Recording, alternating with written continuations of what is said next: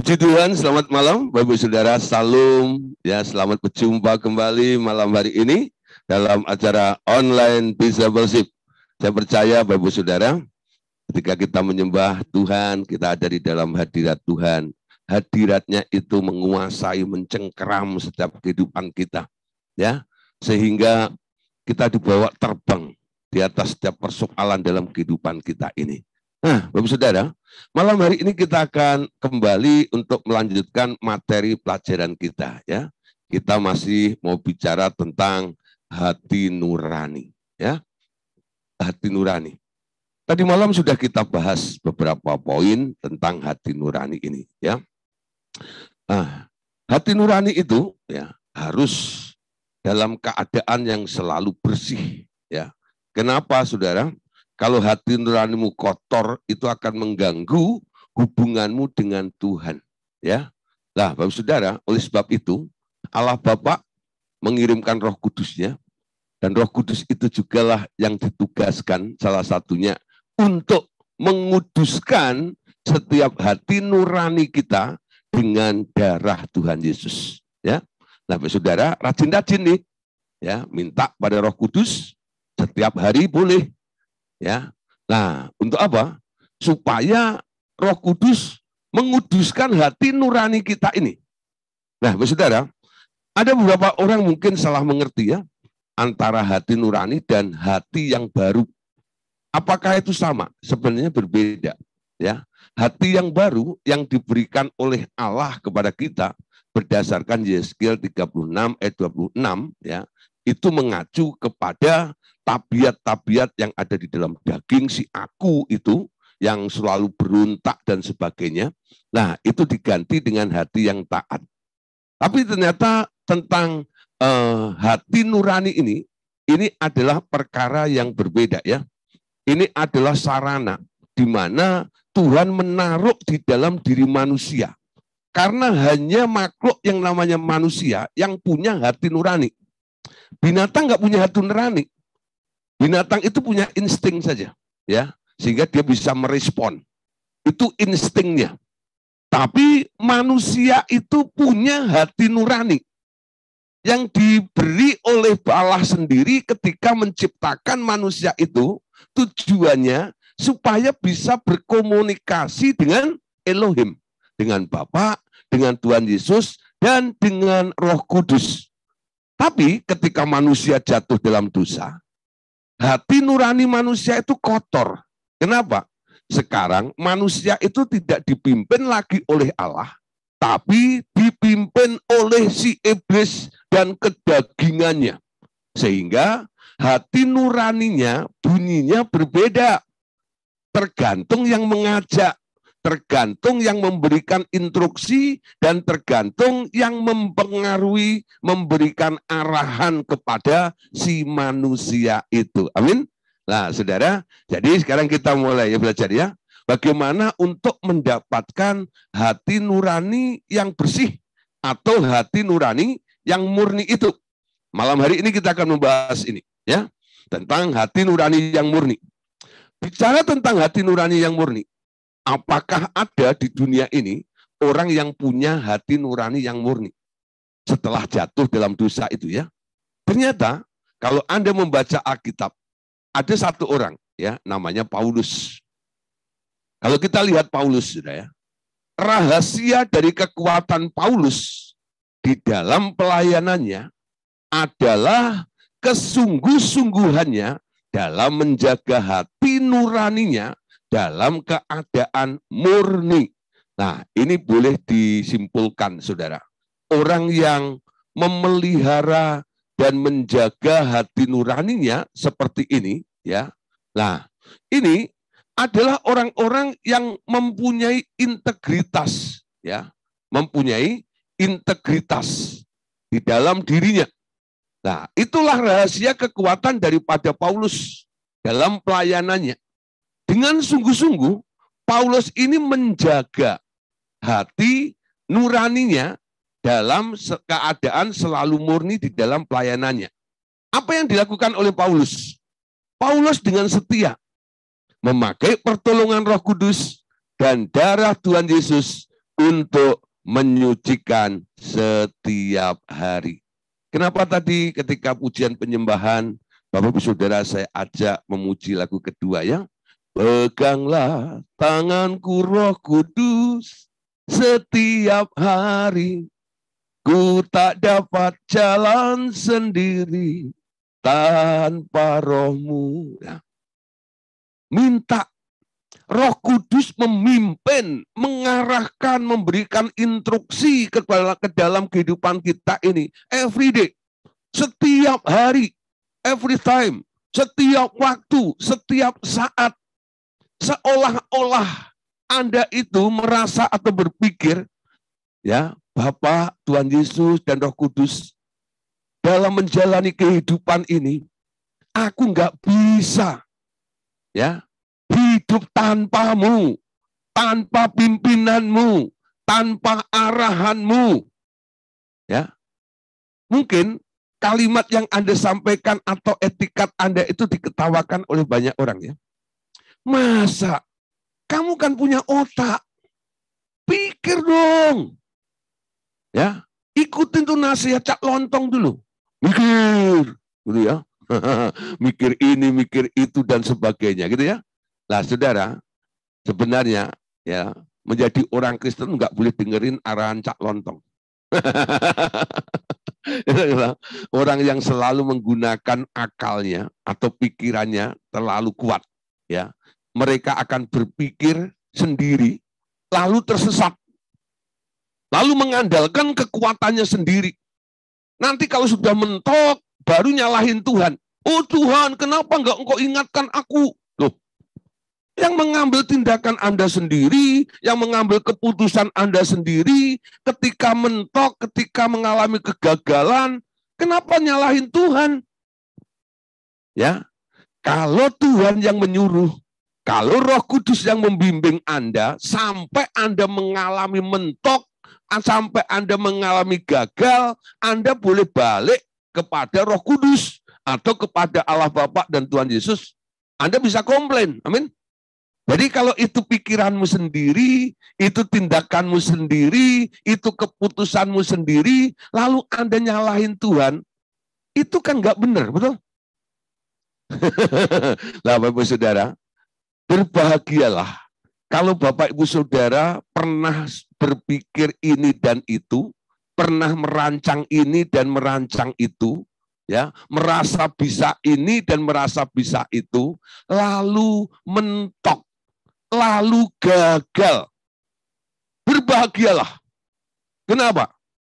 Ya, kalau Anda tak pernah gagal, kalau Anda tak pernah mentok gara-gara Anda mikir sendiri dalam mengambil keputusan, Anda tak akan mengambil sikap untuk mengandalkan Tuhan di dalam segala perkara di dalam hidup Anda. Amin. Nah, saudara, boleh belajar ya. Kegagalan-kegagalan dalam kehidupan kita itu kadang-kadang baik untuk mengingatkan bahwa kita ini butuh Tuhan. Amin. Kita ini butuh pimpinan Roh Kudus. Kita ini butuh arahan dari Allah Bapa setiap hari. Pegang tanganku Roh Kudus setiap hari. Ku tak dapat jalani hidup ini tanpa Engkau. Ya, aku gak bisa apa-apa tanpa Engkau Tuhan. Nah, saudara, Paulus yang selalu mengandalkan kekuatan Roh Kudus ini, bukan tipikalnya orang yang bodoh itu enggak. Anda tahu background-nya Paulus ya? Paulus itu ahli Taurat. Murid guru besar Gamaliel. Atau muridnya profesor. Ya, nah, dia punya gelar. Dia orang pinter, pernah menjadi pemimpin. Pernah punya kesuksesan, prestasi yang luar biasa. Tapi ketika dia ditangkap oleh Tuhan, menjadi pengikut Tuhan, cara bereaksinya, cara berpikirnya mulai berubah. Dia tidak lagi mengandalkan kekuatannya, dia tidak mengandalkan pikirannya, dia tidak mengandalkan koneksi atau pengalamannya, tapi satu hal yang diandalkan cuma Tuhan saja. Kalau Anda baca tulisan Paulus katakan apa? Segala perkara dapat ku tanggung, dapat ku kerjakan di dalam Dia yang memberikan kekuatan kepadaku. Amin. Siapa pernah mengutip ayat ini untuk menjadi ayat emas dalam kehidupan Anda? Saya percaya banyak yang mengutip ayat itu ya. Segala perkara dapat kutanggung. Terjemahan lain katakan, segala perkara dapat kukerjakan, kulakukan di dalam Dia yang memberikan kekuatan kepadaku. Lalu dilanjutkan ayat yang 19-nya. Allahku sanggup memenuhi setiap kebutuhanku menurut kekayaan dan kemuliaan di dalam Kristus Yesus Tuhan kita. Wah, dua ayat itu ya, Filipi 4 itu sangat populer. Amin. Semua orang suka menghafal ayat itu. Tapi apakah Anda menghidupi betul-betul hatimu berpaut? Anda bergantung penuh kepada Dia atau tidak? Paulus menulis ini bukan sekedar teori, tapi ini pengalaman realita yang terjadi di dalam kehidupannya. Walaupun dia bisa berpikir, dia punya pengalaman, dia banyak koneksinya, ya, tapi dia tidak gunakan semuanya. Kekuatanku cuma satu, di dalam Tuhan. Amin. Nah, Bapak Saudara, sekarang itu dilakukan oleh Paulus untuk apa sih sebenarnya? Untuk membangun integritas di dalam dirinya.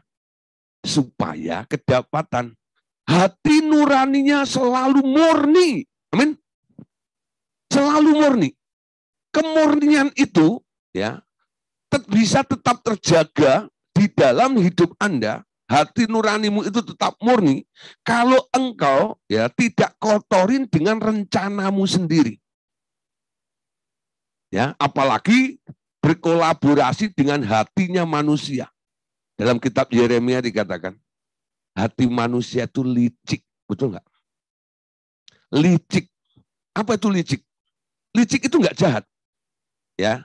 Tapi licik ini adalah trik. Untuk apa?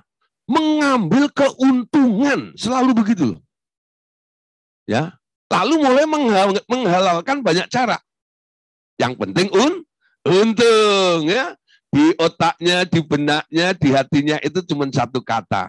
Cuan, cuan, cuan, cuan. Orang Jawa bilang, bejo, bejo, bejo.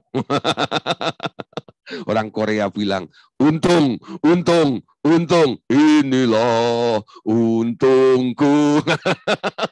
Jadi lagunya nanti kalau dikejar, dalam dunia, inilah untungku. Lalu ditanya, kamu ke gereja ngapain? Cari untung.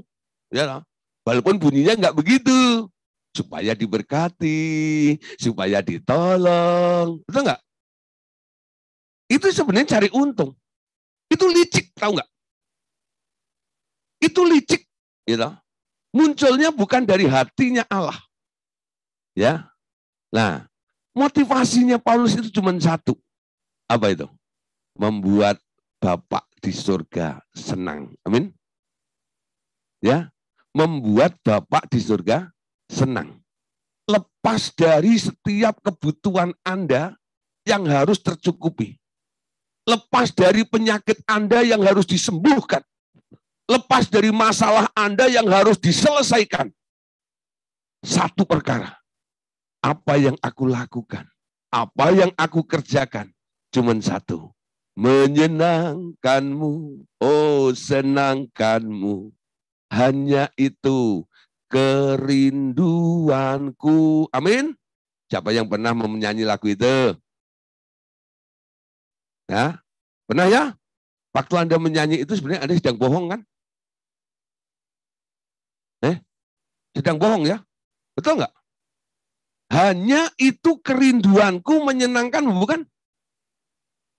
Tapi ada kerinduan yang lain kan? Betul? Berarti nggak murni. Ada campurannya walaupun ya Anda menyanyi memuji Tuhan sampai lompat-lompat sampai mentok ke plafon, enggak ada. Soraklah, haleluya. Betul ya, dancing in the joy, dancing in the joy. Oh, luar biasa ya. Sungai sukacitamu mengalir dalamku, ya. Nanti kalau sudah, mari saudara kita hening bersama-sama. Kita berhubungan langsung dengan Tuhan. Nomor satu yang muncul dari pikiranmu apa? Tuhan minta ini, Tuhan minta itu, berkati ini, berkati itu, sembuhkan aku Tuhan, dan sebagainya. Betul nggak itu? Itu menunjukkan liciknya Anda, amin. Di balik Anda memuji menyembah Tuhan tadi, sebenarnya Anda cuma apa? Ngerayu Tuhan dulu ya. Nanti kalau Tuhan sudah terlena dengan pujian saya, tak todong. Todong. Nah, dikasih nggak? Dikasih, tapi Tuhan sedih ya. Dibalik kamu muji-muji aku tadi, kamu mau minta ini, toh. Betul nggak ya? Ingat nggak? Coba Anda sendiri nih ya, kalau punya anak atau punya teman yang datang memuji-muji Anda dan sebagainya gitu ya. Sampai Anda itu sampai lupa daratan, ingat lautan. Karena dipuji tadi itu ya. Wah, saudara ya, gula rasa semut itu ya. Sampai seperti itu. Gitu. Lalu setelah selesai gitu ya, Anda ajak makan sama itu. Di tengah-tengah makan itu dia bilang ini, bisa tolong saya enggak ya, pinjemin duit 1 M.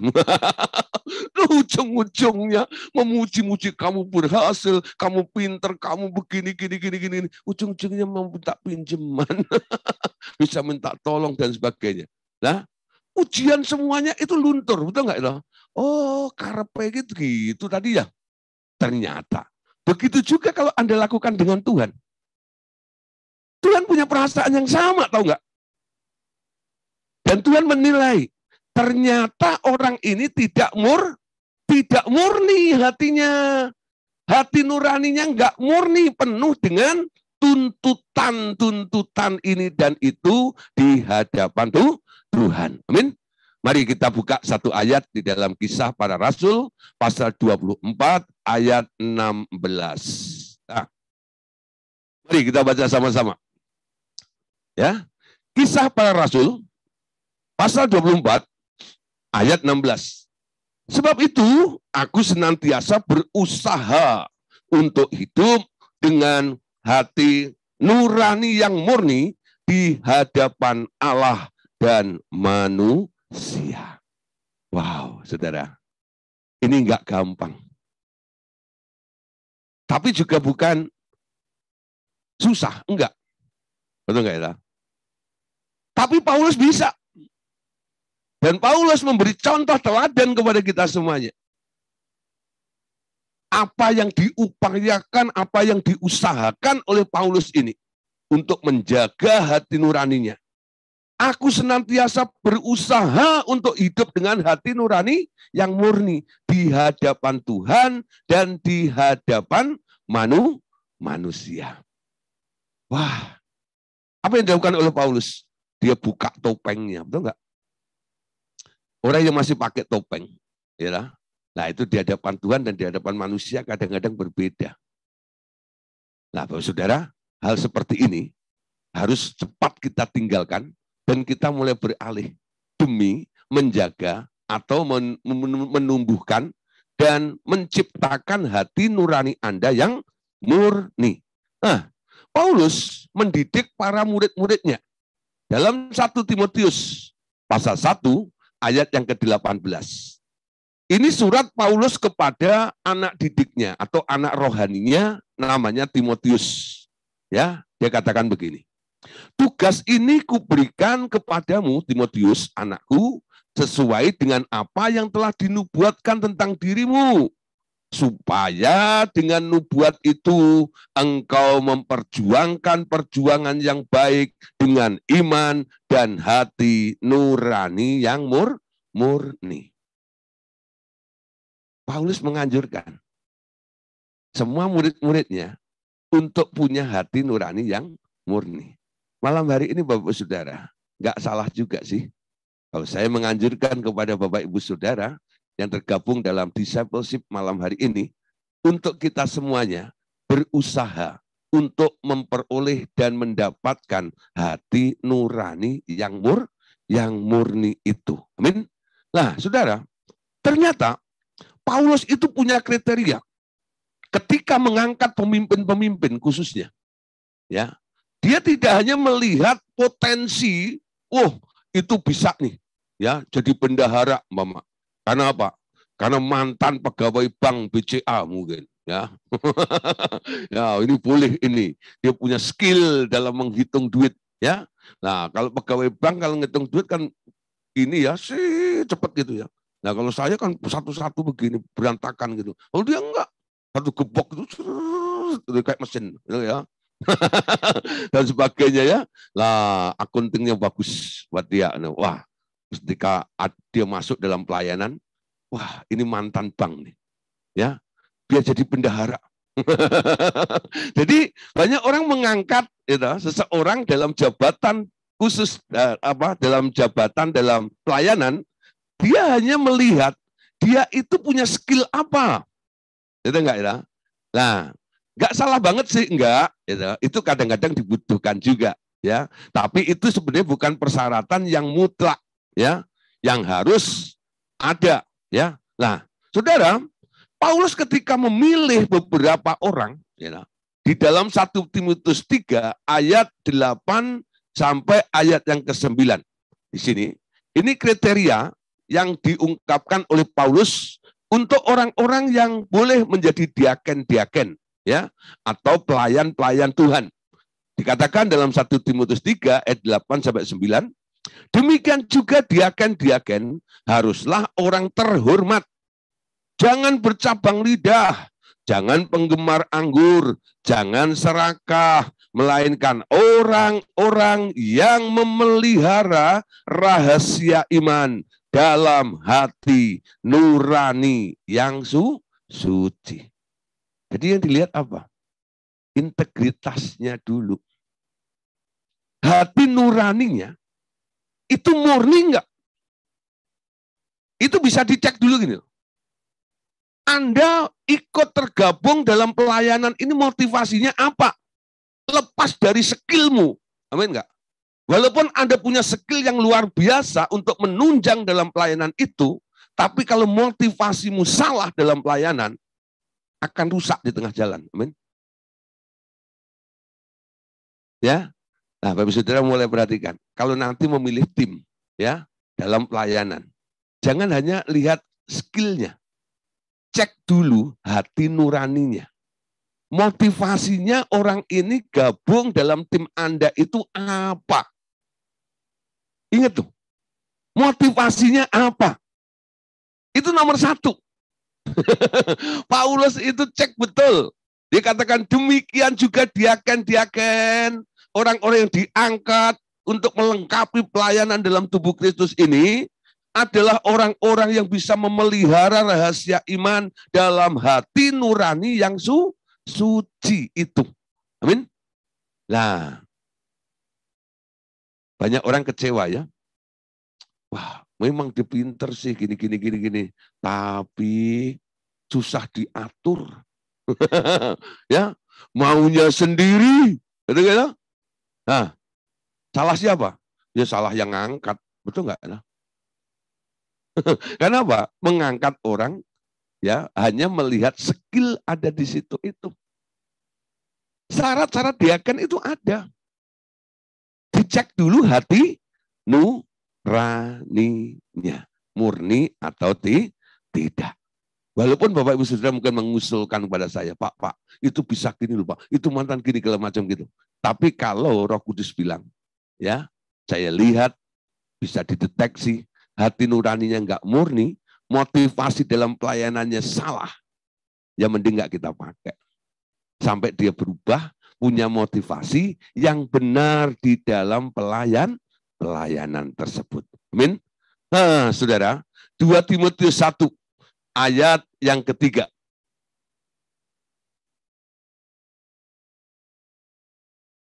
Nah, ini ungkapan dari Timotius, ya.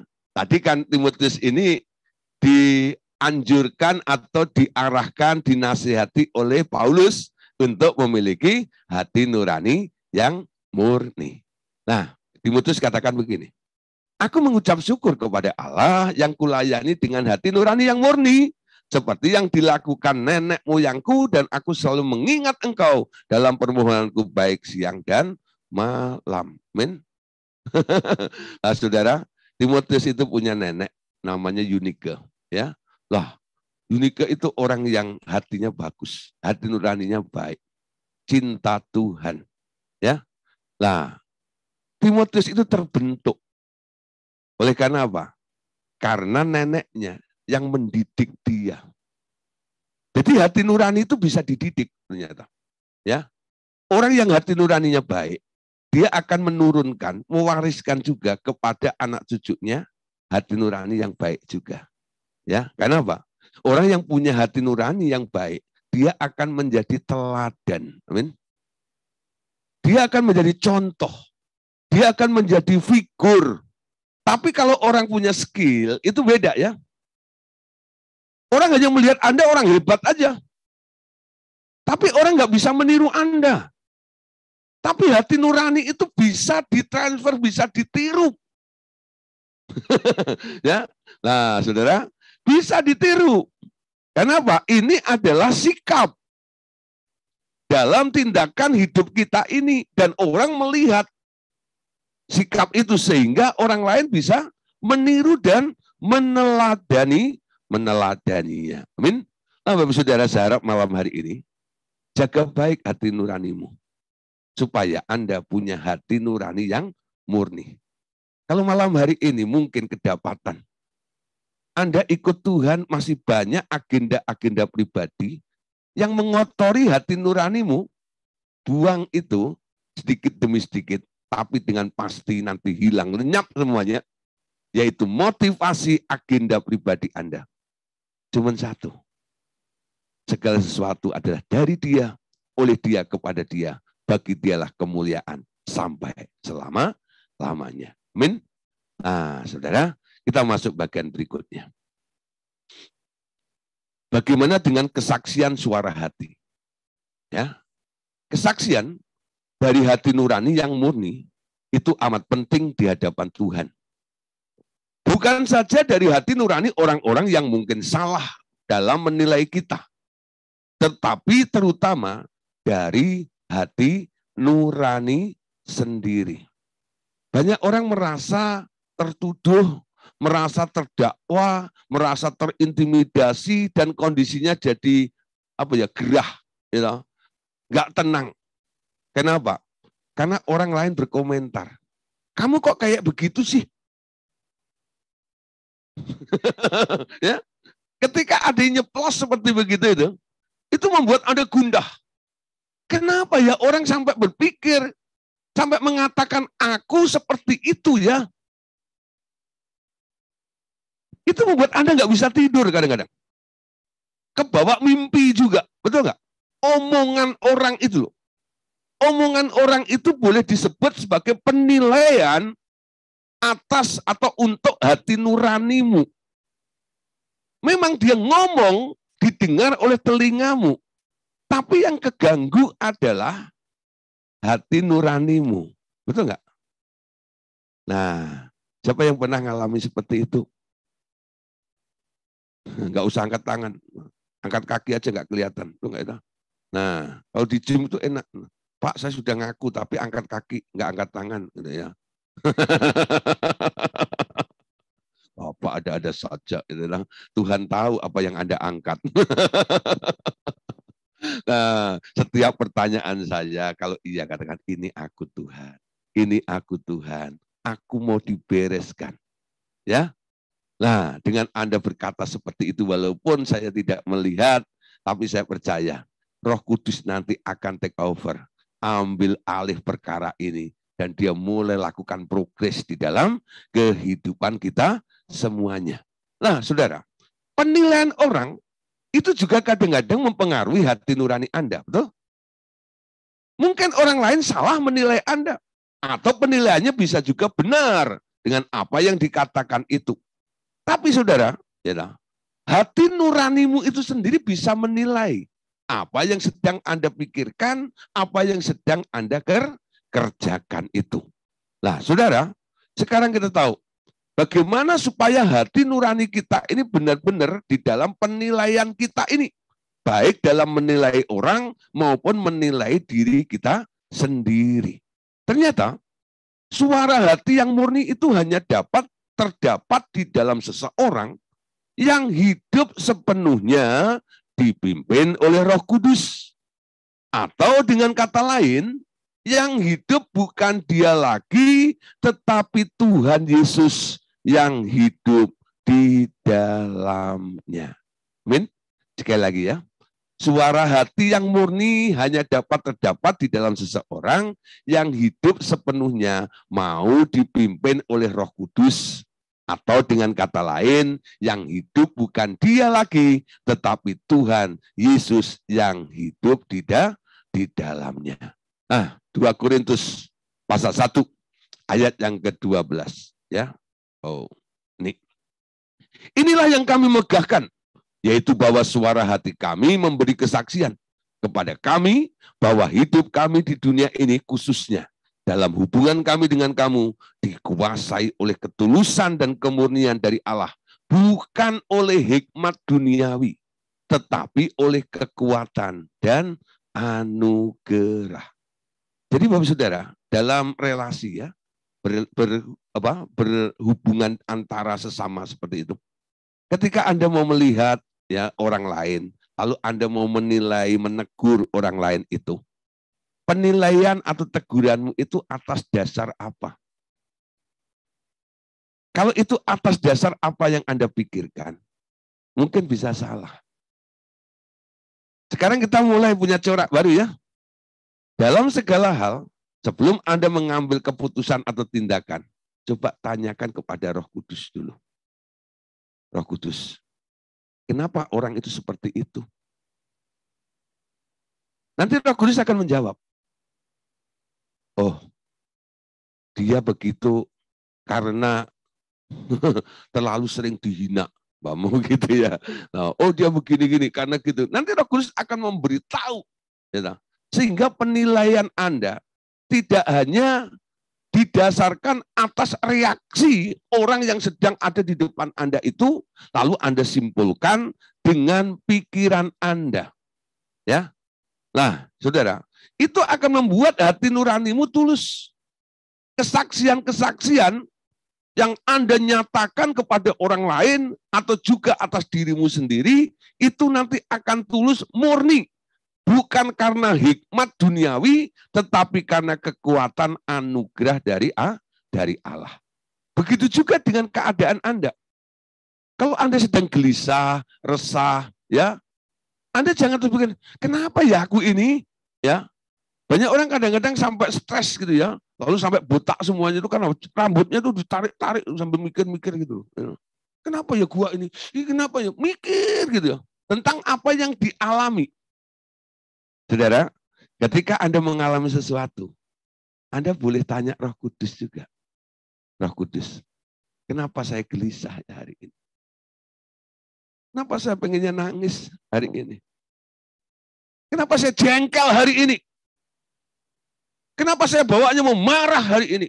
Nah, tanya sama Roh Kudus.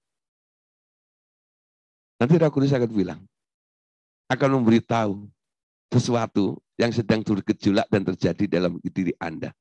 Sehingga kesaksian hati nuranimu nggak salah. Amin.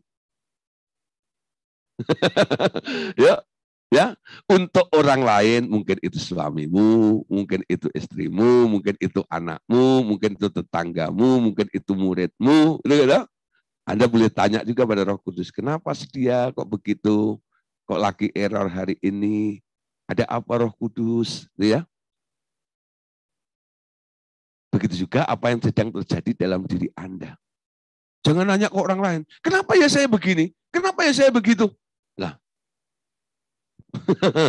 Tanya pada Roh Kudus. Amin.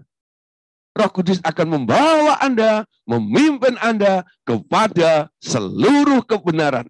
Sehingga kesaksian suara hati nuranimu nanti akan benar. Amin. Kenapa? Roh Kudus yang ngomong. Amin. Roh Kudus yang ngomong. Ya. Nah, 2 Korintus 4 ayat yang kedua. Nah, tetapi kami menolak segala perbuatan tersembunyi yang memalukan. Kami tidak berlaku licik dan tidak memalsukan firman Allah. Sebaliknya kami menyatakan kebenaran dan dengan demikian kami menyerahkan diri kami untuk dinilai menurut hati nurani semua orang di hadapan Allah. Jadi kalau Anda didakwa, Anda dituduh ini dan itu, nggak usah membela diri. Apa aku sampai orang Jawa bilang malang kerik, itu apa malang kerik itu ya? Malang kerik itu apa? Berikat pinggang, kok berikat pinggang? Apa? Oh, kok ikat pinggang? Namanya apa ini? Bertolak pinggang. Sambil melotot gitu. Apa lu? Lu bilang apa? Lu bilang gua. Saya nggak begitu. Nggak usah begitu. Ya. Nah, yuk. Ya. Semua punya hati nurani ya. Coba. Jangan melihat apa yang sedang terjadi dalam kehidupan saya hari ini. Mungkin penilaianmu salah tentang saya. Coba. Apa tanya kata Tuhan tentang saya? Hati nurani pasti ngomong. Ya. Di hadapan Tuhan. Ini bagus sekali ayat ini ya. Kalau terjadi konflik, ya, kesalahpahaman seperti ini, kami menolak segala perbuatan tersembunyi yang memalukan, kami tidak berlaku licik dan tidak memalsukan firman Allah. Sebaliknya kami menyatakan kebenaran dan dengan demikian kami menyerahkan diri kami untuk dinilai menurut hati nurani semua orang di hadapan Allah. Kalau kamu menilai aku berdasarkan logikamu, mungkin salah penilaianmu tentang aku. Ya, tapi kalau itu hati nuranimu yang dipimpin oleh Roh Kudus dan Roh Kudus berkata tentang aku bisa terima. Betul enggak? Begitu sebaliknya, saudara, dalam menilai orang di sekitar kita ini. Nah, saudara, jadi kemurnian itu penting sampai di situ. Sehingga penilaian kita terhadap diri sendiri dan kepada orang lain nanti akan benar. Amin. Nah, saudara, ternyata hati nurani itu juga punya kaitan dengan iman. Ya, punya kaitan dengan iman. Hati nurani dan iman. Hati nurani yang bersih ternyata menyebabkan iman seseorang akan terus-menerus bertumbuh. Ya, ini keuntungan bagi orang-orang yang memiliki hati nurani yang bersih, hati nurani yang murni, hati nurani yang benar, menyebabkan imannya terus-menerus akan mengalami pertumbuhan. Sebaliknya, yang menyembunyikan suara hatinya, yang menuduh terus-menerus akan mengalami kemunduran dalam bersekutu dengan Tuhan. Dan imannya mengalami kemerosotan. Karena apa? Karena tuduhan-tuduhan suara hati tak dapat dipadamkan dengan dalih apapun atau ditutup-tutupi dengan berbagai aktivitas rohani yang lain. Amin. Tapi saudara, mungkin Anda bisa berpenampilan atau berperilaku, ya, tampil dengan sempurna, baik dalam hal sekuler maupun dalam pelayanan. Dengar. Tapi semua orang punya hati nurani. Kalau pelayananmu benar, kalau pekerjaanmu benar, nanti hati nuranimu akan mengiyakan. Betul enggak? Muncul damai sejahtera. Tapi kalau apa yang Anda lakukan salah, motivasinya salah, hati nuranimu akan menuduh. Paling tidak ada yang bunyi munafik. Ya, munawar, kok munawar? Munafik. Apa itu munafik? Muka Nabi, pikiran kotor. Itu munafik. Muka Nabi, pikiran kotor. Wow, tampilnya keren, pakai jas, sepatunya mengkilat, luar biasa. Wow, kalau khotbah rambutnya jabrik gitu, wow, gitu ya, keren pokoknya. Tapi ada udang di balik rempeyek. Diciak, enak, makan nasi betul. Bayek. Jangan sampai seperti itu. Ya. Nah, saudara, kita lihat Allah itu melihat hati, betul nggak? Orang kadang-kadang melihat penampilan. Tapi Tuhan melihat hati Anda di situ. Nah, saudara, jaga orang yang punya hati nurani murni, imannya akan cepat bertumbuh. Kenapa? Dia tulus. Iman timbul dari pendengaran, pendengaran akan firman. Tiap hari dia mendapatkan asupan terus dari firman itu. Tuhan berfirman, Bapak berfirman, Roh Kudus berfirman. Apa yang dia dengar itu mendorong, memicu dia untuk terus bertumbuh, bertumbuh. Ya, nah, saudara, mulai belajar di sini. Ya, mari kita lihat 1 Yohanes 3 ayat 21 sampai ayat yang ke-22. Saudara-saudaraku yang terkasih, jikalau hati kita tidak menuduh kita, maka kita mempunyai keberanian percaya untuk mendekati Allah. Dan apa saja yang kita minta, ya, kita memperolehnya dari Dia karena kita menuruti segala perintahnya dan melakukan apa yang berkenan kepadanya. Amin. Nah, saudara, keberanian untuk percaya, mempercayai Allah itu ajaib, Allah itu besar, Allah itu penyembuh, Allah itu penuh dengan mujizat dan sebagainya. Anda boleh percaya itu karena tidak ada tuduhan-tuduhan di dalam diri Anda. Nah, nanti apa saja yang Anda minta, Anda akan mendapatkannya. Karena Anda memintanya dalam iman. Betul nggak? Orang yang punya iman itu nggak ada keraguan di dalam dirinya. Kenapa orang ragu? Apa yang dia harapkan, itu nggak enak. Tapi dia merasa nggak layak akan perkara itu. Karena ada faktor-faktor tertentu bagi persyaratan yang tidak mumpunin dalam dirinya ini. Ya, umpama ya, Anda mempercayai Tuhan itu sumber berkat. Lalu Anda mulai pengakuan iman. Coba bilang saya miskin, omong kosong. Saya orang paling kaya di dunia karena Bapakku kaya. Saya orang yang diberkati melimpah-limpah, saya tidak pernah berkekurangan. Mulut Anda ngomong begitu. Tapi pikiran Anda bunyi juga kan? Duit dari mana ya? Apakah duitnya jatuh dari langit? Atau nanti ada yang gedor-gedor ya? Nah, jadi dia muter sendiri di situ. Apa benar ya? Ada yang parah lagi begitu? Ya, mana mungkin? Nah, karena dia bimbang, Yakobus juga mengatakan, orang yang bimbang tak pernah memperoleh apapun juga, dia seperti gelombang laut yang diombang-ambingkan itu loh. Itu perasaan atau hati nurani yang tertuduh membuat statement iman Anda tidak fokus. Kenapa? Di sisi lain Anda mengharapkan, tapi ada tuduhan-tuduhan di dalam dirinya dan lama-lama Anda merasa tidak layak. Ya. Untuk apa? Mengharapkan solusi atau mujizat yang dari Tuhan. Amin. Nah, saudara, ketika kita mau dipimpin oleh Roh Kudus, kita tahu, ya, Dia yang menyelidiki hati kita ini, Dia punya tujuan. Kalau kita lihat dalam Roma pasal 8, ayat yang ke-27, ya. Dan Allah yang menyelidiki hati nurani, mengetahui maksud roh itu, yaitu bahwa ia sesuai dengan kehendak Allah, memohon untuk orang-orang kudus. Amin. Hati nurani yang murni membuat imanmu cocok dengan apa yang Tuhan harapkan. Ya. Jadi roh itu menyelidiki Anda. Menyelidiki hati nurani itu.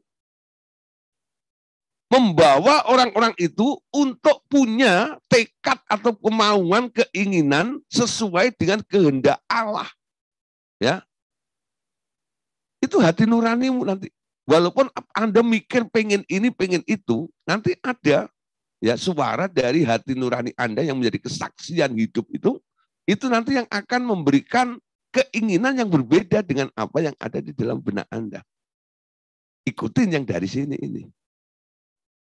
Nah, itu nanti kita akan pelajari lagi lebih dalam mendengar suara Tuhan. Ya, kita lanjut lagi. Nah, tapi saudara, hati nurani yang berkembang ini itu juga harus ditunjang. Ditunjang oleh apa? Ditunjang dengan pengetahuan, bukan pengetahuan dunia, tapi tentang pengetahuan kebenaran yang datangnya dari Allah sendiri. Nah, ya, hati nurani menuntun seseorang untuk berjalan menurut kehendak Tuhan sepenuhnya. Bila Anda menyimpang dari kebenaran, nanti hati nurani Anda akan menuduh Anda. Ya, namun hati nurani hanya menuntun Anda sesuai dengan pengetahuan akan kebenaran yang Anda pernah terima. Ya, lanjut dulu. Selama pengetahuan kebenaran tentang satu hal belum pernah diberitakan, hati Anda tidak menuduh dan ada rasa damai sejahtera. Walaupun sebenarnya sesuatu itu sebenarnya salah di hadapan Tuhan. Damai sejahtera itu membuat hubungan dengan Tuhan tidak terganggu. Ya, nah, tetapi bila saatnya tiba, kebenaran dibukakan dan pengetahuan Anda bertambah. Perhatikan ya, kebenaran dibukakan dan pengetahuan Anda bertambah. Apa yang dahulu tidak mengganggu di hati Anda, sekarang mulai terganggu. Dan baru terasa damai kembali setelah Anda meminta ampun dan berjalan dengan kebenaran yang baru itu. Amin. Nah, saudara, ini penting sekali. Dasar-dasar ini harus kita kenal dulu ya. Nah, saudara, banyak orang kadang-kadang berpikir, ya, ketika dia mulai ya pengen sesuatu yang dipimpin oleh hati nuraninya. Ada orang-orang yang dipimpin hanya di daerah-daerah yang dangkal seperti itu ya. Sementara yang lainnya dia mengalami pimpinan roh di daerah yang lebih dalam lagi. Ya, ada yang dipimpin di daerah yang rendah, biasa-biasa. Ada yang dipimpin oleh roh di daerah-daerah yang tinggi dan besar, perkara-perkara yang besar. Kenapa roh yang sama memimpin orang ya dengan cara yang berbeda-beda? Roh itu memimpin ya menurut kapasitas yang sudah ada di dalam diri Anda. Kamu akan mengetahui kebenaran dan kebenaran itulah yang akan memerdekakan kamu. Amin. Baca Alkitab penting nggak? Baca Alkitab penting nggak? Kalau nggak penting, kenapa ada Alkitab? Banyak orang kadang-kadang itu terlalu ngeroh. Saya nggak usah baca Alkitab, saya udah dengar suara Tuhan. Nanti dia akan bicara sendiri kepada saya. Saya melihat orang-orang seperti itu, lalu saya deketin, saya bilang ini, kamu sombong banget. Ya, memang saya lihat kamu peka, sensitif, bisa dengar suara, tapi ya statement itu salah. Kenapa? Kalau orang dengar, nggak dianjurkan baca Alkitab, nggak harus baca Alkitab. Seperti apa kata kamu tadi? Kenapa ada Alkitab? Dan dalam Alkitab sendiri ditulis, semua itu ditulis untuk, betul nggak? Mendidik, untuk mengajar, untuk memberitahu, betul nggak? Nah, tulisan-tulisan itu bermanfaat. Baca Alkitab penting nggak? Penting. Baca Alkitab harus nggak? Harus. Ada orang yang pengen tahu tentang banyak hal, mau dipimpin Roh Kudus dan ke dalam perkara-perkara yang besar, perkara-perkara yang hebat, tapi nggak pernah baca Alkitab, omong kosong. Saya bilang. Ya. Anda mengharapkan mau dipimpin oleh Roh Kudus mau bicara tentang hal-hal yang hebat-hebat dalam hidup Anda. Tapi Alkitab bungkusnya aja nggak pernah dibuka. Betul nggak ya? Sejak beli dari toko, betul nggak ya? Masih di sampul plastik. Betul nggak ya? Sampai di rumah cuma ditaruh, sampai hari ini bungkusnya belum dibuka.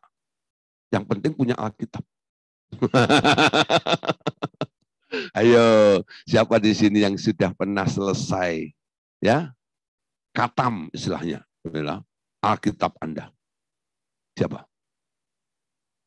Ya, siapa yang pernah satu kali habis baca Alkitab dari Kejadian sampai Wahyu? Coba angkat tangan. 2 kali. Makin turun ya. 3 kali. Wih, nekat nih ya. 4 kali. Baru 3 kali ya. Nah, ada yang udah 4 kali. Ada yang 5 kali. Nah, ada yang pernah ke kali? Ngapain ke kali? Ayo, itu minimal pernah 1 kali sampai tuntas. Amin. Lebih lagi. Lebih lagi. Nah, itu ada yang bilang, tapi nggak ngerti Pak. Ya, nggak apa-apa. Baca setebel gitu langsung ngerti, ibu pasti ajaib itu. Betul? Walaupun ibu dokter, ibu Rini itu dokter, dia pikir kayak mempelajari ilmu kedokteran itu, baca langsung ngerti gitu ya, nanti ngobatin orang pakai ini pakai itu. Alkitab bukan model gitu. Alkitab itu nanti pengertiannya diilhamkan oleh Roh, amin. Bukan karena Anda tangkap dengan logikamu.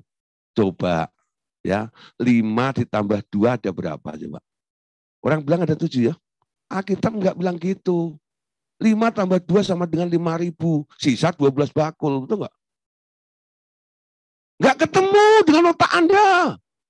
Itu cuma diwahyukan karena diangkat oleh Yesus di hadapan Bapaknya. Bapak, aku mengucap syukur. Itu ikan sama roti beranak. Langsung bikin kenyang 5.000 orang. Sisa 12 bakul. Nggak bisa ditangkap dengan otak kita. Nggak ngerti, betul nggak itu? Banyak perkara yang tidak bisa masuk di logika kita. Ngerti nggak ngerti, baca dulu. Orang bilang, Pak, buat apa baca kalau nggak ngerti? Nah, ini ada kaitannya dengan hati nurani Anda. Sebelum baca, Anda minta Roh Kudus untuk membaca bersama-sama. Anda nggak baca sendiri. Roh Kudus, yuk bareng-bareng baca firman. Apa Roh Kudus bisa baca tulis? Jangan menghina ya. Roh Kudus tahu ya apa yang Anda baca, dia mengerti semuanya. Amin. Nah, ini penting. Ketika Anda sudah mulai membaca Alkitab, Anda mulai tahu ya. Ya. Orang setelah membaca Alkitab dia tahu ada cerita ini, ada itu dan sebagainya. Tapi belum ngerti, nggak apa-apa. Nanti Roh Kudus akan membawa Anda kepada pengertiannya dengan pengalaman yang terjadi dalam kehidupan Anda. Oh, artinya seperti ini toh. Betul nggak ya? Dia berbicara menurut apa yang sudah Anda ketahui. Jadi pengetahuanmu tentang firman itu nanti akan dipakai sebagai standar di mana Roh Kudus akan berbicara tentang hal apa di dalam diri Anda. Amin. Ayo mulai ya, belajar ya. Jadi ilmunya bukan seperti orang dunia, pengen tahu ya, dapat ilham lalu duduk di bawah pohon besar, nanti dapat wangsit gitu. Enggak. Enggak ya. Anda harus mempersiapkan diri juga dengan membaca firman. Roh Kudus nanti akan mengingatkan satu ayat atau satu perikop tentang kisah apa ini dan itu ya.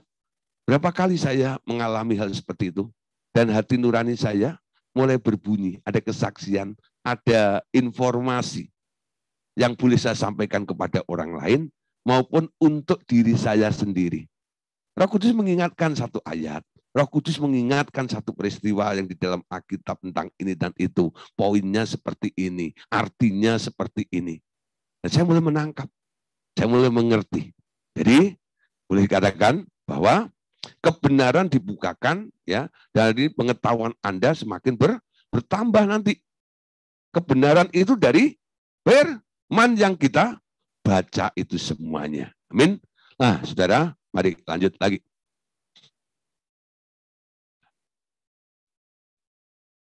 Ya. Dalam hubungan dengan orang lain, kita tak boleh menghakimi orang karena kita memiliki pengetahuan lebih dari orang itu. Nah, ini. Terimalah tiap orang dan sesuaikan dirimu dengan keadaan hati nurani orang lain.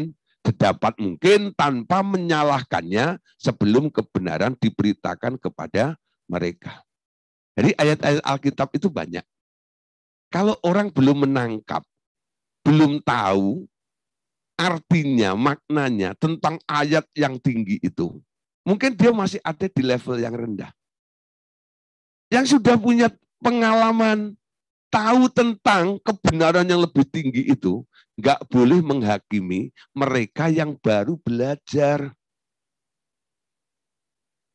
Ya, jadi imanmu nggak boleh dipaksakan kepada orang lain. Ya, karena apa? Tuhan mau berbicara di dalam hati nurani seseorang menurut kapasitas pengetahuan mereka tentang kebenaran itu.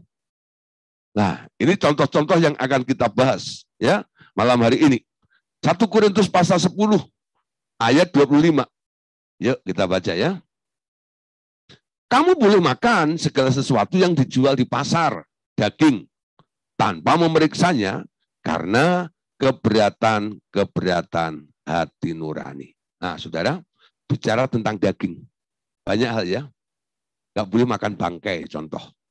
Atau bangkai, daging, ya, yang tercekik, binatang yang mati tercekik. Nggak boleh juga. Ya.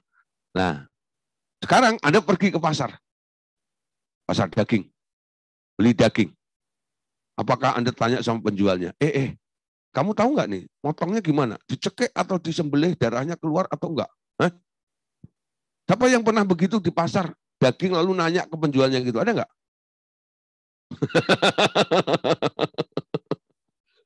Akan menjadi heboh, betul nggak ya? Dan sebagainya. Ya, tapi ada orang yang nekat karena mungkin dia lagi getol nih dengan jangan makan ya daging dari binatang yang tercekik. Jadi dia mulai waspada. Beli daging, dia cari informasi, dia tanya dulu, tanya ini, ya, dicekik enggak ya? Ini contoh dia, betul enggak? Nah, hati nurani ini enggak tenang. Ya, tapi Paulus katakan, kamu boleh makan segala sesuatu yang dijual di pasar. Mungkin, betul enggak ya? Yang dijual itu, ya, dagingnya mungkin daging dari binatang yang tercekik. Ya, nah, tanpa memeriksanya karena keberatan hati nurani Anda. Nah, kita lanjut lagi ya tentang makanan ini atau daging ini. Kita lihat dalam 1 Korintus pasal 10 selanjutnya. Ayat 27 sampai ayat 29. Kalau kamu diundang makan, nah, tadi masalah di pasar nih. Ya, sekarang masalah undangan atau kondangan ya, diundang makan oleh seseorang yang tidak percaya. Perhatikan ya. Yang mengundang Anda adalah orang yang tidak percaya. Dan undangan itu kamu terima. Mungkin itu bosmu, ya, mungkin itu kolegamu, orang yang tidak percaya ini mengundang Anda makan. Ya. Makanlah apa saja yang dihidangkan kepadamu tanpa mengadakan pemeriksaan karena keberatan hati nurani. Tetapi, ya, perhatikan, ada kebebasan di sini ya. Ayat 28, tetapi kalau seseorang berkata kepadamu, ya, jadi yang diundang itu bukan Anda saja, ternyata ada orang-orang lain juga, lalu orang itu mulai bicara kepada Anda yang sudah mendapatkan pengertian tanpa mengadakan pemeriksaan karena keberatan hati nurani. Makan apa saja yang dihidangkan kepadamu, lalu muncul ayat 28, tetapi kalau seseorang berkata kepadamu, itu persembahan berhala, janganlah engkau memakannya. Oleh karena dia yang mengatakan hal itu kepadamu dan karena keberatan hati nurani yang aku maksudkan dengan keberatan bukanlah keberatan hati nuranimu sendiri, tetapi keberatan hati nurani orang lain itu. Mungkin ada orang yang berkata, mengapa kebebasanku harus ditentukan oleh keberatan hati nurani orang lain. Ya, nah orang yang berkata tadi itu makanan penyembahan berhala. Dia keberatan kalau Anda makan itu, betul nggak itu?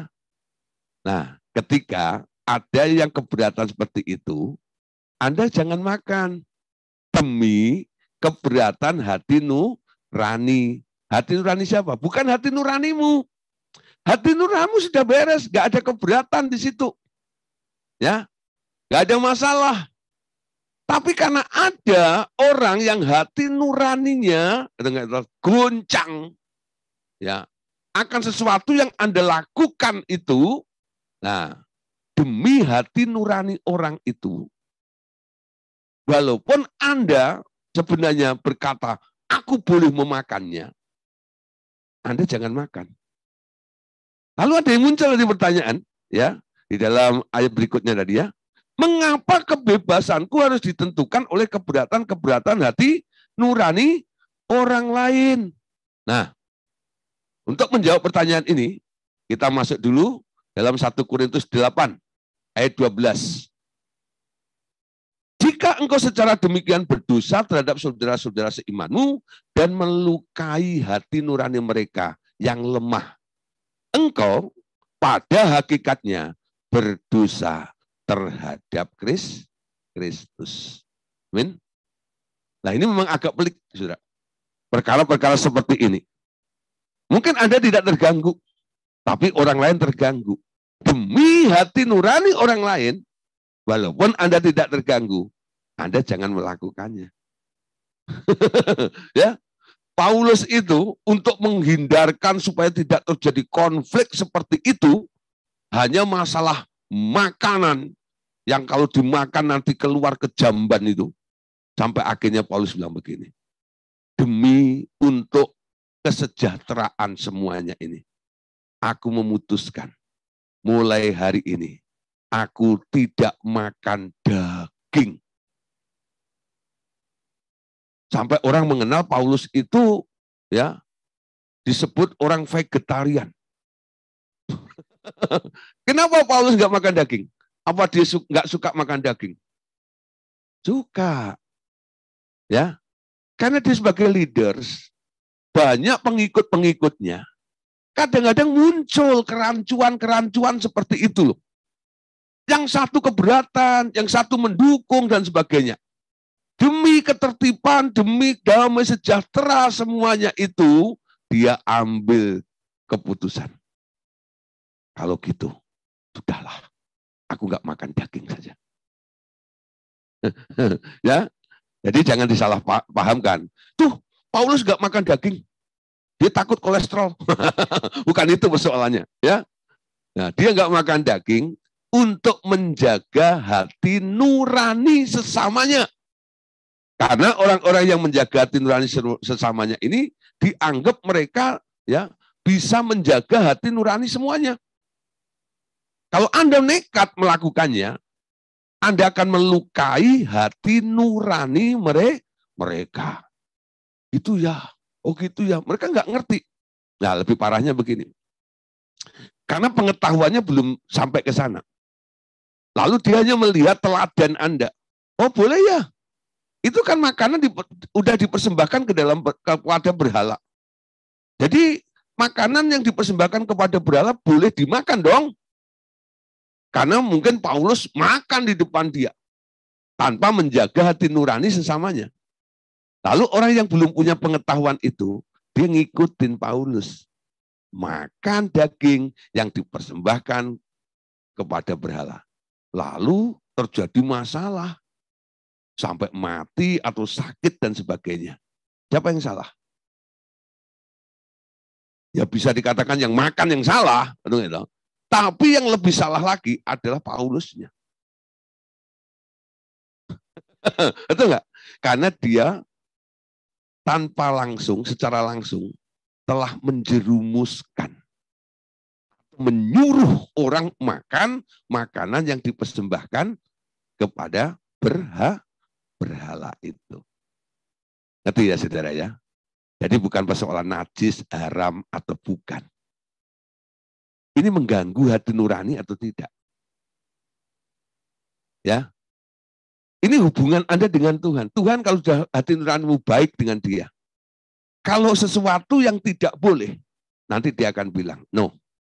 Ya, dia akan mencegah Anda. Tapi kalau itu dipandang baik, dipandang berguna, dipandang bermanfaat, maka Roh Kudus akan mengiyakan dan memberikan arahan serta instruksi kepada Bapak, Ibu, Saudara semuanya. Amin. Nah, Saudara, bagian terakhir malam hari ini, ya, kita habiskan. Bagaimana menghadapi tuduhan orang?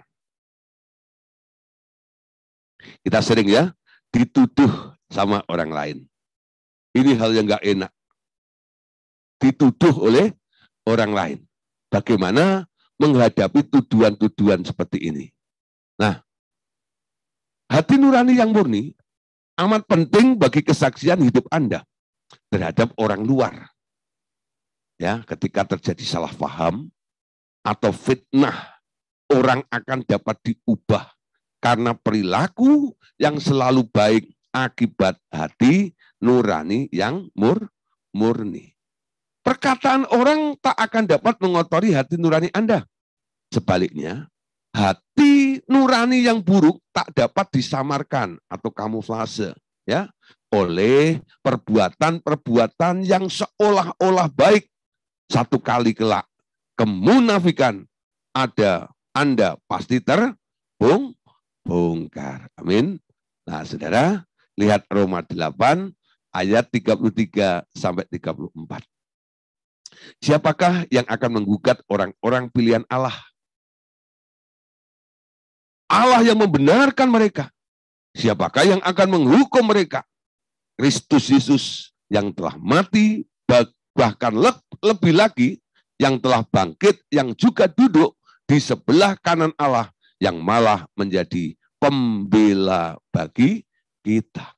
Nah, pastikan Saudara, hati nuranimu telah dibereskan dan Anda orang yang ditebus oleh Tuhan Yesus. Siapa yang akan mendakwa Anda?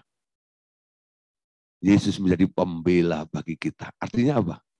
Semua dakwaan, semua tuduhan yang dilontarkan, dilemparkan kepada Anda, nanti Tuhan Yesus yang akan membela.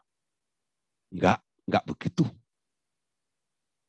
Ya, bukan Anda yang membela diri, tapi Tuhan Yesus akan membela Anda.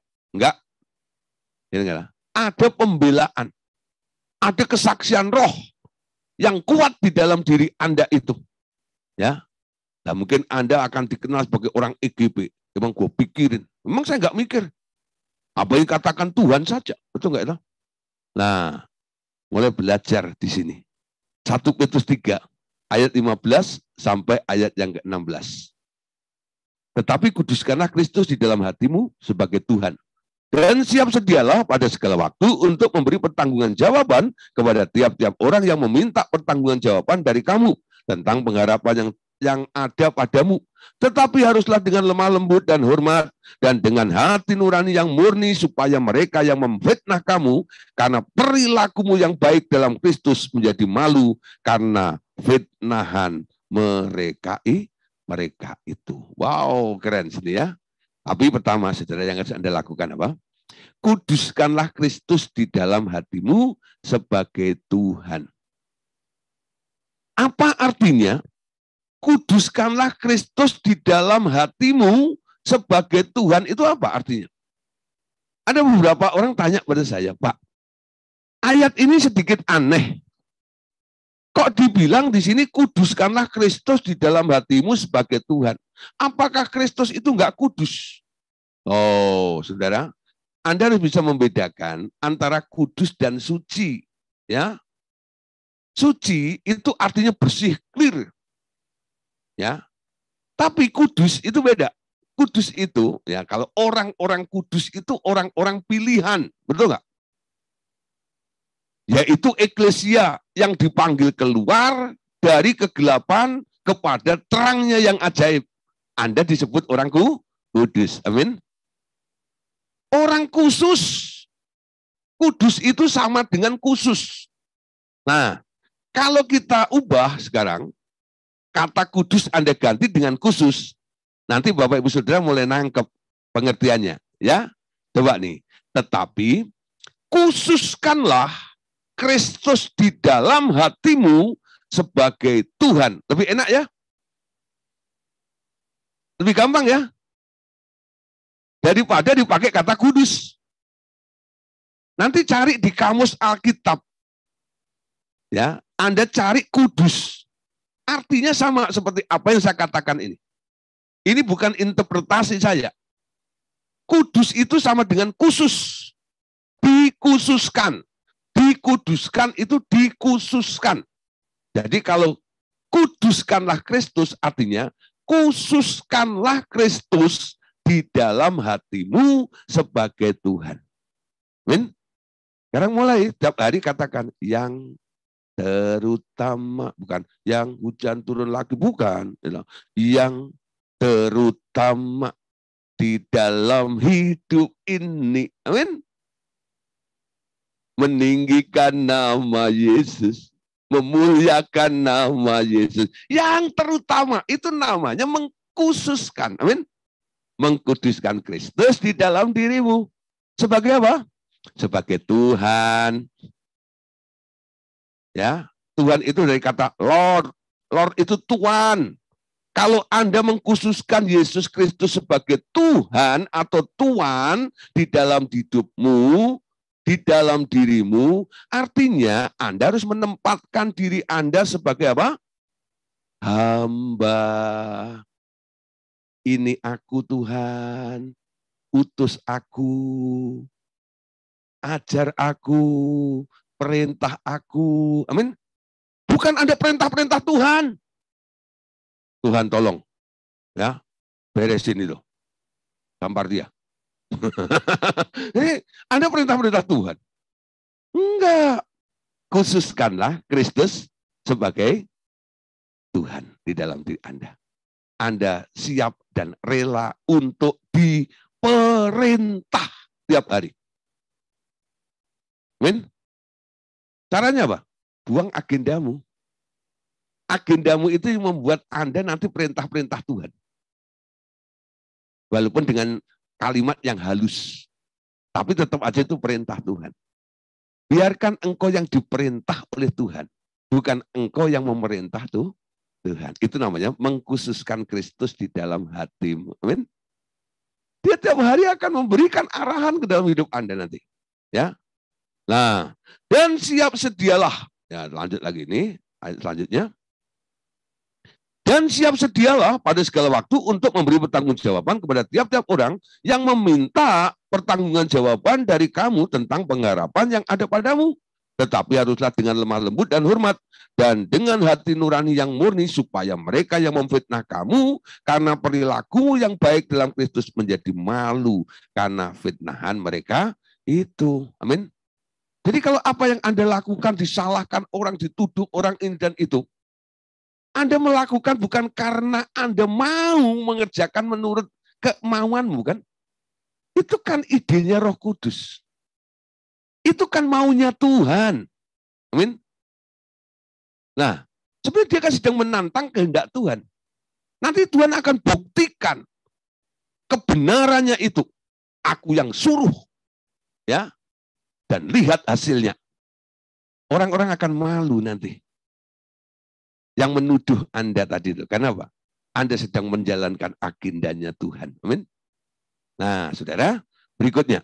Yesaya 54 ayat yang ke-17.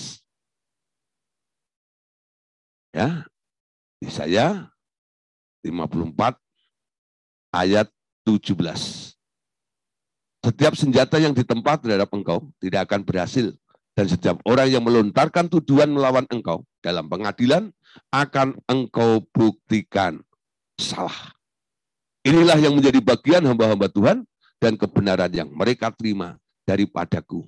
Demikianlah firman Tuhan. Nah, saudara, hidup di dunia ini banyak kadang-kadang senjata-senjata yang ditempa untuk menyerang kita. Saya punya teman, ya, dia punya perusahaan. Setiap Jumat pertama dia undang saya untuk di kantornya. Ya, jadi kalau orang-orang di Jakarta itu bisa dibikin yang butuh bahan-bahan kimia. Nah, salah satunya dia yang mengadakan. Ya. Nah, Dia itu sebenarnya orang lama. Dia pernah menjadi ketua RTM di tahun-tahun 93. Awal-awal RTM. Ya, 93 di Jakarta. Dia pernah, ya, namanya Pak Sudarsono. Ya, lah saudara, orangnya sangat-sangat tulus. Ya, berapa kali sampai ketulusannya dimanfaatkan orang dan sebagainya. Dan sebagainya, hatinya luar biasa lembut dan sebagainya.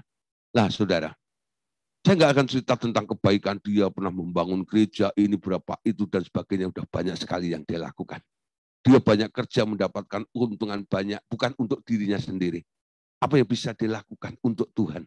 Dan itu saya lihat ketika dia jadi ketua dulu tahun-tahun itu, saya baru masuk bergabung itu. Saya lihat hatinya, loyalitasnya dengan Tuhan dan luar biasa. Sampai hari ini saya masih baik dengan dia. Nah, satu kali dia cerita sama saya ketika selesai khotbah. Lalu diajak makan, dia bilang gini, Gideon, tahu nggak, mujizat terjadi. Kenapa? Ini musim pemeriksaan pajak, ditanya. Saya itu taat bayar pajak semuanya. Dan tidak ada, laporan pajak ganda itu nggak ada. Betul-betul pure, murni semuanya. Ya, tapi ada dakwaan dan ada panggilan katanya, ya, dia ada kasus nih, ya, harus dijelaskan di pengadilan. Nah, akhirnya disepakati hari apa gitu ya, lalu jam berapa dia harus sampai di pengadilan. Dia pergi sama sekretarisnya. Nah, dia drive sendiri, walaupun udah tua, dia suka nyopir. Ya, nah, tapi ke sana udah masuk ini, giliran dia mau ditanyain tuh. Nah, lalu dia tanya sama sekretarisnya, namanya Christine, mana itu berkasnya? Itu Kristus kaget, kenapa? Berkas-berkasnya ketinggalan di kantor. Waduh, dia bingung, ini gimana nanti? Semua bukti kan ada di berkas-berkas itu, bahwa kita tidak jahat seperti yang diduga itu. Ya, tapi ya, udahlah. Ya, kalau dia harus telepon office boy-nya untuk naik motor secepat-cepatnya juga pun nggak akan keburu. Ya sudah, akhirnya dia nekat menyerah. Ya, duduk di situ, lalu mulai diajukan pertanyaan dan lalu ditanya, mana berkas-berkasnya ini? Maaf Pak, tadi sudah disiapkan, tapi sekretaris saya lupa, lupa bawa gitu ya. Nah, saudara, itu kan sebenarnya kekonyolan, jawaban yang konyol juga, tapi lucu. Ya, dari beberapa jaksa ini, ya, lalu ada salah satunya yang bilang gini, udah, ya, orang ini kayaknya nggak salah, udah selesai, ganti yang lainnya, ya, ganti yang berikutnya. Jadi lucu juga ini penyelesaiannya. Lalu dia keluar sampai bengong. Hah? Dia suruh masuk yang lainnya ke gilirannya. Jadi dia keluar dengan bengong. Betul nggak itu? Dia nggak menunjukkan buktinya untuk pembelaan. Tuhan yang bela dia. Menggerakkan salah satu hakim di situ bilang, sudah. Orang ini nggak salah. Begitu ya. Ya, nggak kenal loh. Ya. Saya bilang, Pak, itu upah daripada orang yang punya hati nurani murni. Ketulusan Bapak dibela oleh Tuhan. Bapak Ibu Saudara mau dibela Tuhan? Banyak orang pengen ngalami seperti Bapak ini. Tapi nggak tulus hidupnya. Mana mungkin Tuhan bela orang yang nggak tulus. Amin. Tuhan itu ada untuk orang-orang yang tulus hatinya. Amin. Saudara, ternyata ya, hati nurani itu bisa dilihat dari pancaran diri Anda nanti. Ya, pancaran gambaran diri Anda. Gambar tentang diri Anda selalu terpancar keluar dari keadaan hati Anda. Di dalam alam roh, mereka yang sensitif atau yang mata rohnya terbuka akan dapat melihat keadaan hati Anda dengan melihat gambar diri Anda yang memancar keluar setiap saat.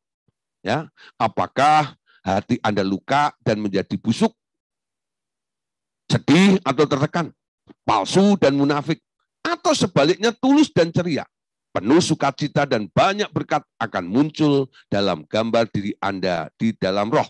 Ya, tiap kata buruk yang diucapkan orang kepada Anda bila tidak waspada akan menghasilkan luka-luka kepahitan, kekecewaan, dan berbagai goresan dan warna busuk di hati Anda.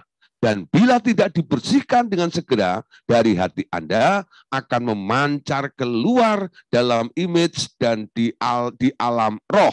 Ya, Nah, caranya gimana? Dengan berdiam diri setiap hari di hadirat Tuhan dan membiarkan urapan kasih-Nya menyembuhkan atau membenahi keadaan hati Anda, maka gambar diri Anda dijadikan indah setiap hari. Nah, ini contoh begini, saudara, ya. Sama seperti seorang berdiri di hadapan kaca dan berhias setiap hari. Anda akan nampak elok sepanjang hari. Bukan secara fisik saja, tetapi terutama secara roh. Itu juga salah satu cara memelihara hati nurani Anda selalu dalam keadaan murni. Ingat ayat ini ya, Amsal 4 ayat 23. Jagalah hatimu dengan segala kewaspadaan, karena disitulah terpancar kehidupan. Jadi segala sesuatu tergantung. Hati nuranimu baik, hati nuranimu benar, hidupmu akan benar juga. Kisah 23 ayat 1. Sambil menatap anggota-anggota Mahkamah Agama, Paulus berkata, saudara-saudara, sampai hari ini aku tetap hidup dengan hati nurani yang murni di hadapan Allah. Paulus nggak takut. Walaupun dituduh, didakwa oleh Mahkamah Agama sekalipun, ya, dia katakan, apa yang engkau dakwakan itu? Engkau lihat, aku hidup dengan hati yang murni di hadapan Allah. Ya, ayat penutup, Kisah 24:16. Sebab itu aku senantiasa berusaha untuk hidup dengan hati nurani yang murni di hadapan Allah dan manusia. Amin. Oke, puji Tuhan Bapak Saudara. Malam hari ini tentang hati nurani sudah selesai ya. Besok kita akan lanjut tentang intuisi dan persekutuan. Pastikan Bapak Saudara bergabung ya untuk hadir dan belajar bersama-sama. Terima kasih, Tuhan Yesus memberkati kita semuanya. Amin. Ya.